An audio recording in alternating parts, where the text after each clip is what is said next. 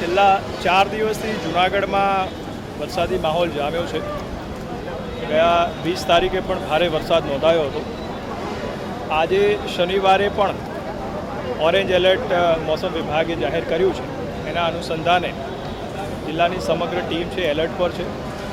આજે સવારે 6 વાગ્યાથી લઈને 12 વાગ્યા સુધીમાં ગિરનાર પહાડ પર લગભગ 4 ઇંચ જેટલો વરસાદ નોંધાયો હતો અને એ વરસાદના લીધે નીચેના એરિયામાં મોટા પ્રમાણમાં પાણીની આવક થઈ હતી.